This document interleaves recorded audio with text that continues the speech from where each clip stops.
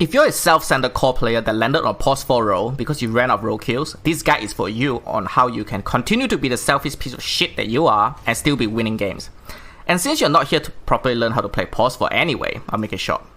Now, sticking true to your nature, you value your own time and money, so you won't be buying more than 2 sentries to help pause 5 DWAT in the entire game.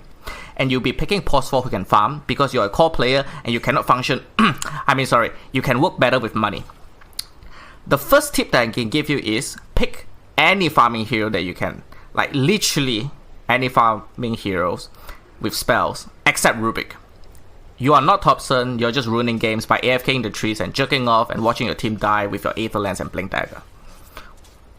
Now that the picking phase is over and the horn has sounded and you're going to the off lane, the second tip that I can give you is the art of manipulation.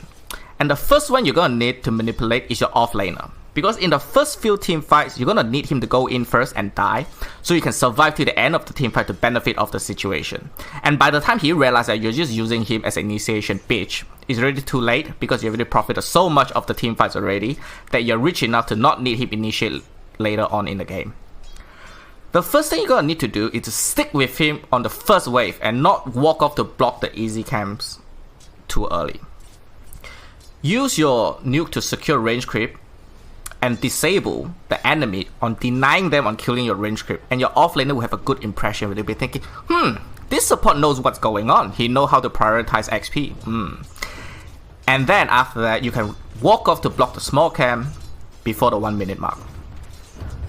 Now the second player you need to manipulate is your mid laner. Let's be honest, most of these are fragile breeds who need babysitting from both supports from the side lane, or they'll cry the entire game without moving an inch from the lane. They'll cry about literally anything. Whether it's a rune camp, wait, this support is camping my rune, I can't get my water rune, blah blah blah.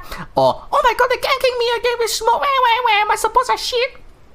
Now, in order for you to help him without compromising your off-laner's morale, you're gonna need to make sure that the lane is kept right in front of your tower, and make sure that the hard camp isn't blocked before you leave the lane.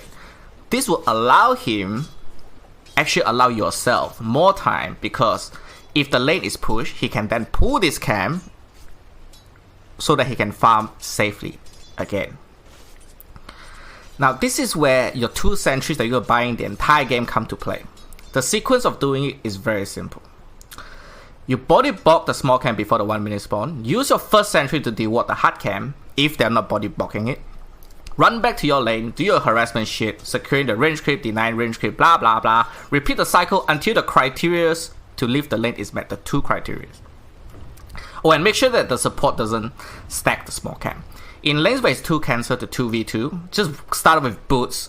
Okay, so what lane example, let's say you're versing a Dazzle support, okay, and you have 2 melee from your lane. Just start with boots and pull the camp in front of your tower. You can walk around from here and wrap around this. I would like to pull in front of the tower.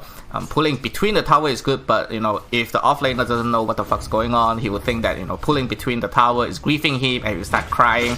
And you really don't want that. Let's just put it in front of here and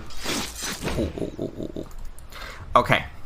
Now once you hit both the criteria of creeps being in front of the tower and the hard camp unblocked, you can then smoke yourself to gank mid, or walk to the triangle to stack, or to secure runes, or to gank mid.